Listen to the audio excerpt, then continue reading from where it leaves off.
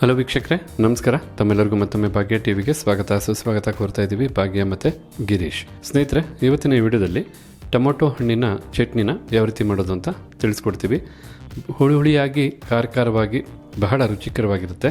ಈ ರೀತಿಯಾದಂಥ ಚಟ್ನಿ ದೋಸೆಗೆ, ಅನ್ನಕ್ಕೆ, ಪೂರಿಗೆ, ಚಪಾತಿಗೆ ಎಲ್ಲದಕ್ಕೂ ಸಹ ಬಹಳ ಚೆನ್ನಾಗಿ ಹೊಂದ್ಕೊಳ್ಳುತ್ತೆ. ಹಾಗಿದ್ರೆ ಬನ್ನಿ, ಈ ರೀತಿಯಾದಂಥ ಟೊಮೊಟೊ ಚಟ್ನಿ ಮಾಡೋದಕ್ಕೆ ಏನೆಲ್ಲ ಪದಾರ್ಥಗಳು ಬೇಕು, ತಯಾರು ಮಾಡ್ತಕ್ಕಂಥ ಸುಲಭ ವಿಧಾನ ಹೇಗೆ ಅಂತೀಗ ನೋಡ್ಕೊಳ್ಳೋರಂತೆ.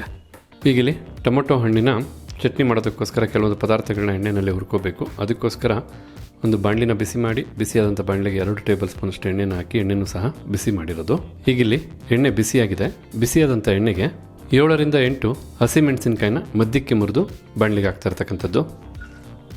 ಹಾಗೆ ಅರ್ಧ ಟೀ ಸ್ಪೂನಷ್ಟು ಜೀರಿಗೆ, ಜೊತೆಗೆ ಅರ್ಧ ಇಂಚಷ್ಟು ಹಸಿ ಶುಂಠಿನೂ ಸಹ ಹಾಕಿ ಈಗ ಲೋ ಅಥವಾ ಮೀಡಿಯಂ ಫ್ಲೇಮ್ನಲ್ಲಿ 1 ನಿಮಿಷಗಳ ಕಾಲ ಈ ಪದಾರ್ಥನೆಲ್ಲ ಫ್ರೈ ಮಾಡ್ಕೋಬೇಕಾಗತ್ತೆ ಎಣ್ಣೆಯಲ್ಲಿ.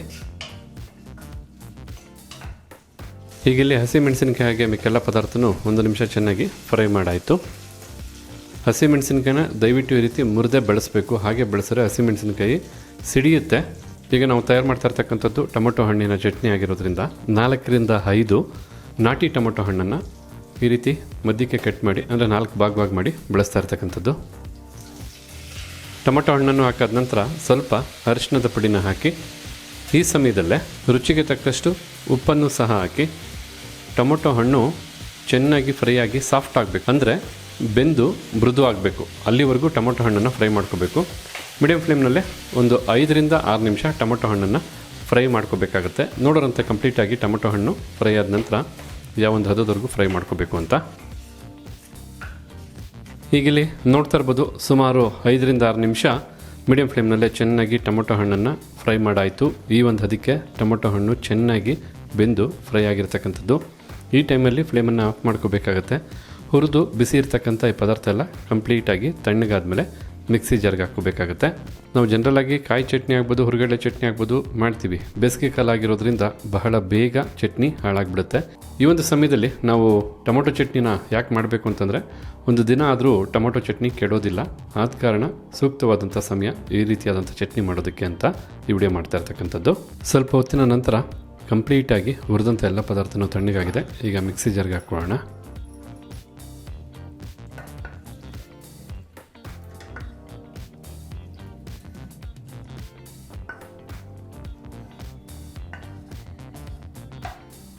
ಈ ರೀತಿ ಟೊಮೊಟೊ ಹಣ್ಣನ್ನೆಲ್ಲ ಮಿಕ್ಸಿ ಜಾರ್ಗೆ ಹಾಕಿದ ನಂತರ ಸ್ವಲ್ಪ ಕೊತ್ತಂಬರಿ ಸೊಪ್ಪನ್ನು ಹಾಕಿ, ನಾವು ಹೆಚ್ಚುವರಿ ನೀರನ್ನು ಹಾಕಿ ಚಟ್ನಿನ ರುಬ್ಕೊಳ್ತಾ ಇಲ್ಲ, ಹಾಗೆ ಗಟ್ಟಿಯಾಗಿ ಚಟ್ನಿನ ತಯಾರು ಮಾಡ್ತಾ ಇರ್ತಕ್ಕಂಥದ್ದು. ಈಗ ಇದನ್ನು ನುಣ್ಣಿಗೆ ರುಬ್ಕೊಳ್ಳೋಣ.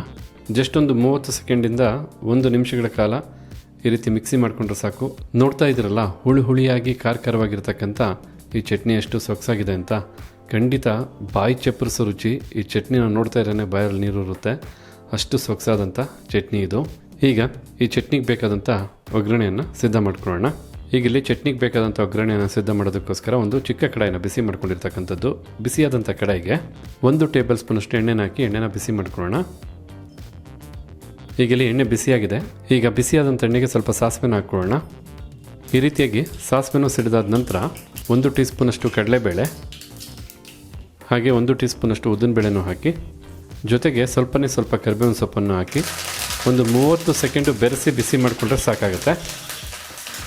ಹೀಗಿಲ್ಲಿ ಚಟ್ನಿಗೆ ಬೇಕಾದಂಥ ಒಗ್ಗರಣೆ ಸಿದ್ಧವಾಯಿತು. ಈ ಒಗ್ಗರಣೆಯನ್ನು ಚಟ್ನಿಗೆ ಹಾಕಿ ಮಿಕ್ಸ್ ಮಾಡ್ಕೊಳ್ಳೋಣ. ಹಾಗಿದ್ರೆ ನೋಡ್ಕೊಂಡ್ರಲ್ಲ ವೀಕ್ಷಕರೇ, ಯಾವ ರೀತಿಯಾಗಿ ಟೊಮೊಟೊ ಹಣ್ಣಿನ ಚಟ್ನಿ ಮಾಡೋದು ಅಂತ. ಖಂಡಿತ ಈ ಬೇಸಿಗೆ ಕಾಲಕ್ಕೆ ತುಂಬ ಸೂಕ್ತವಾದಂಥ ಚಟ್ನಿ ಇದು. ಬಾಯಿ ರುಚಿಗೂ ಒಳ್ಳೆ ಚಟ್ನಿ. ಇದರ ಸವಿಯಾದ ರುಚಿ ಏನು ಅಂತ ತಮಗೂ ತಿಳಿಯುತ್ತೆ ಅಂತ ಹೇಳ್ತಾ, ಇವತ್ತು ವಿಡಿಯೋ ಮೂಲಕ ನಾವು ಮಾಡಿ ತಿಳಿಸಿದಂಥ ಟೊಮೊಟೊ ಹಣ್ಣಿನ ಚಟ್ನಿ ತಮಗೆಲ್ಲರಿಗೂ ಇಷ್ಟ ಆಗಿದೆ ಅಂತ ತಿಳ್ಕೊಂಡಿದ್ದೀನಿ. ಇಷ್ಟ ಆಗಿದ್ರೆ ಈ ವಿಡಿಯೋಗೊಂದು ಲೈಕ್ ಮಾಡಿ. ಹಾಗೆ ಈ ಚಟ್ನಿ ರೆಸಿಪಿ ಬಗ್ಗೆ ತಮಗಿರ್ತಕ್ಕಂಥ ಅನಿಸಿಕೆ ಅಭಿಪ್ರಾಯನ ತಿಳಿಸೋದನ್ನು ಮರಿಬೇಡಿ. ಎಲ್ಲದಕ್ಕಿಂತ ಹೆಚ್ಚಾಗಿ ಈ ವಿಡಿಯೋನ ಮತ್ತೊಬ್ಬರಿಗೂ ಹೆಲ್ಪ್ ಆಗೋ ಹಾಗೆ ಶೇರ್ ಮಾಡಿ ಅಂತ ಹೇಳ್ತಾ ತಮಗೆಲ್ಲರಿಗೂ ಧನ್ಯವಾದನ ತಿಳಿಸ್ತಾ ಇದ್ದೀವಿ. ಭಾಗ್ಯ ಮತ್ತು ಗಿರೀಶ್. ಮತ್ತೊಂದು ಹೊಸ ವಿಡಿಯೋದಲ್ಲಿ ಹೊಸ ರೆಸಿಪಿ ಜೊತೆ ತಮ್ಮನ್ನ ಭೇಟಿ ಮಾಡ್ತೀವಿ. ಅಲ್ಲಿವರೆಗೂ ನಮಸ್ಕಾರ ವೀಕ್ಷಕರೇ.